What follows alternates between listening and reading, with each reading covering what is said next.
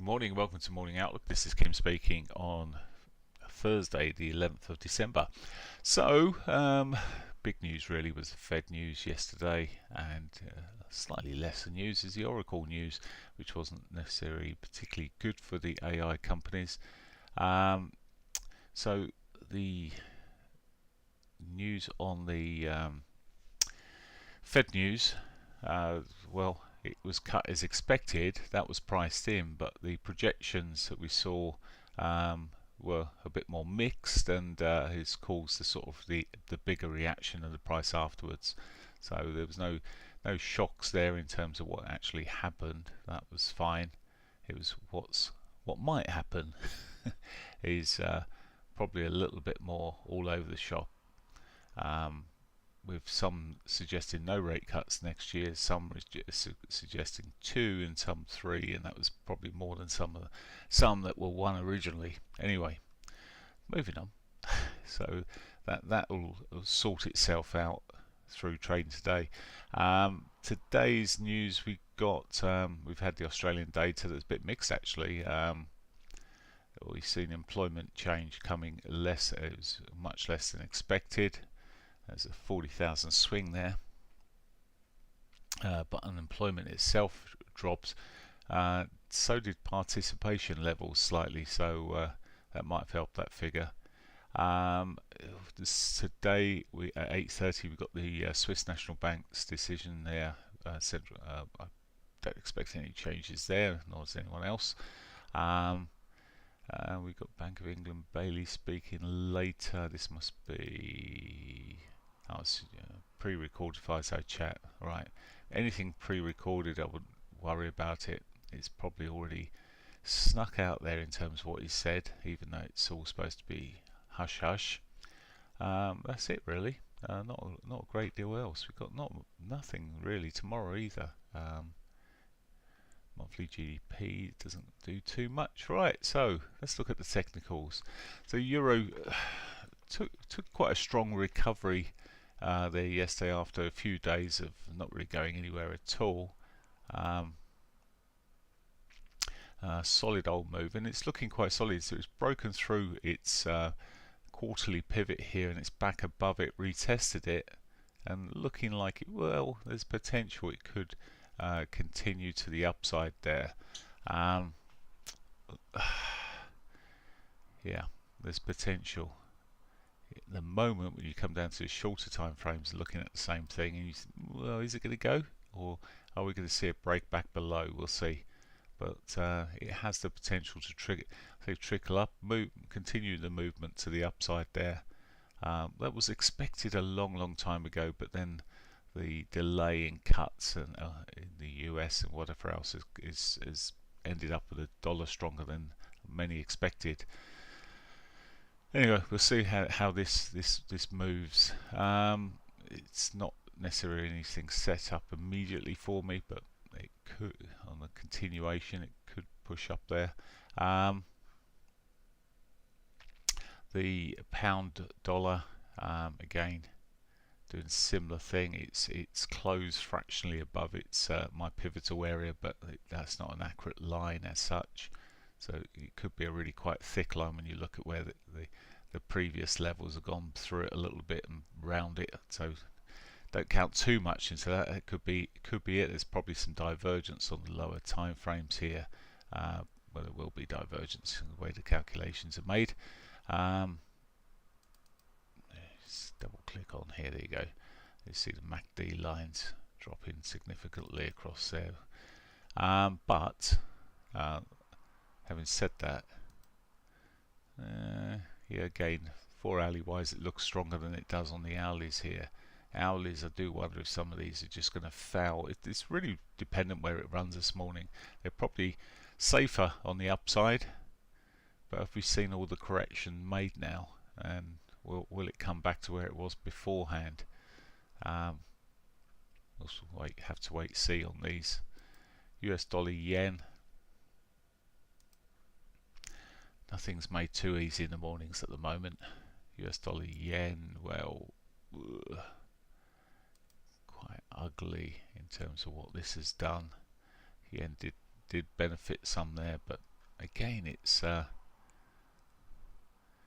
of almost primed.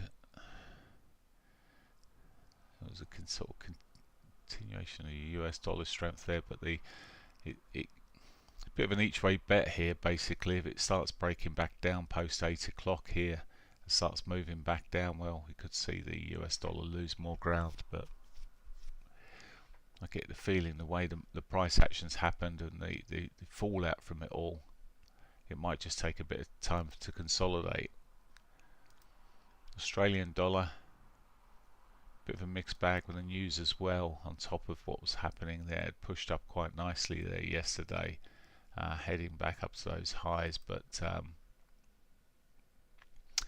with the news here, it's rolled over, making a bit more of a recovery again. Perhaps it's still got some in the tank here yet, but that data certainly didn't help things. US dollar CAD.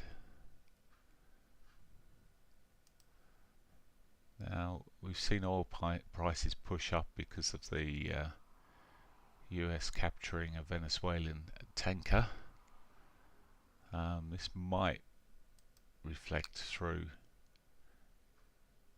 a little bit more on the likes of the CAD. Stronger oil prices generally help. Just looking at what's going on here, it's quite bitty on the lower time frames. It's sort of working its way back up. I mean, the past 2 days it's barely done anything until we start seeing the Fed news coming out and it's all over the shop there. But it looks like it's going back into the or heading back to where it was. We get a lot of these sort of regression moves back to the mean. You can look at it either on a 50 moving average, the 50 or 34 moving averages. Just watch price coming back to these levels to settle themselves out, or you can put regression channels on there, but it looks at the moment like it's erring back that way. New Zealand dollar has really followed the US dollar here largely. It has caught a bit more of a bounce. I mean, it wasn't too far away from the direction it was already going. It's corrected itself effectively here. To say, looking at regression levels, if I was to put a regression trend line there and just pop it from the pre-news to through there we go. It shot out there. It came pretty much back to the original trend there. And you'll find a lot of these markets will do similar, or will have done similar. Now this is just working. It's continuing its original trend really. Nothing to be seen there. US dollar Swissy. This I looked at yesterday and quite liked, but it it moved down quite a long way there on that 8 o'clock bar. Changed direction, only for it to probably set up in the afternoon. Sort of one of the bigger moves there. Would you have wanted to take it then? Probably not, because of I mean, it's okay retrospectively, but you were waiting for the news to come out, so that really did take quite a bit of movement. From where it is now is back to its quarterly pivot here. We've seen a bounce. We'll see what happens there, whether it can hang in or whether we'll see a breakdown as it sort of from as that quarterly pivot there, whether it'll break down and break down below that is a softer US dollar, but not looking particularly obvious either way. Some of these other pairs like Euro Yen, they're pretty they had a bit of a movement earlier in the week and done pretty much nothing through yesterday. So look, some of the cross pairs not really moved. The Aussies moved because of its weaker job numbers. Aside of that, then let's go and have a look at gold. It's off a fraction at the moment. It was all choppy yesterday, but if you look at the bigger scheme of things, it's really not doing too much at all. Hardly any movement. The gains that were made were given back. As I say, you put regression channels across some of these things and you'll find that they often when the news is sort of digested and the detail of the news is digested, off it comes back to where it was. So, and where it was in a mess. Oil off now. Okay, shot up yesterday, but back off again. There we go. Wasn't helped by the grabbing of the Venezuelan ship, but it appears that even that's washed out and recovered. Right, looks soft as well. Moving on then, S&P's down this morning, or down today. So S&P's looking soft where it is. It's probably possibly not the conditions they really wanted to see, but it's bitty, it's ugly. Can you really make much out of that? What's it going to do? It does look a bit on the softer side potentially.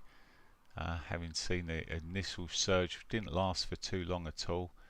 By 8 o'clock traders were selling it back, and it was back to where it was before the news, and well, it may just recover a little bit and sit back into that range. FTSE is down this morning on last night's close, but again it's not really moved massively here. It's choppy and it's ugly. Maybe erring to the downside here with this little short-term double top, but all can change in a very short while. We're into the 8 o'clock bar, so the initial reactions hitting the market here of the cash market. It's looking rather soft, and the DAX this morning is just created a bit of a flag on the lower time frames. Yesterday ended up quite solidly in the end, and then we've seen it rolling back. So difficult to really judge where these are going to go.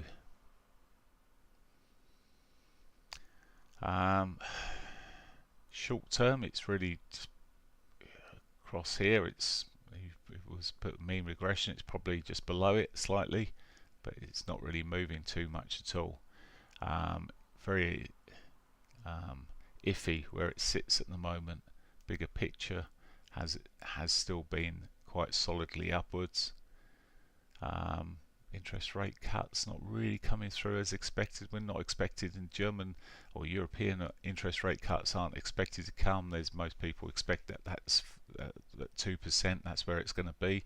So these equity markets, the German equity markets, should surely be showing cheer and a bit more consistency, which it might change and push. Right, okay, so not a great deal this morning, I'm afraid.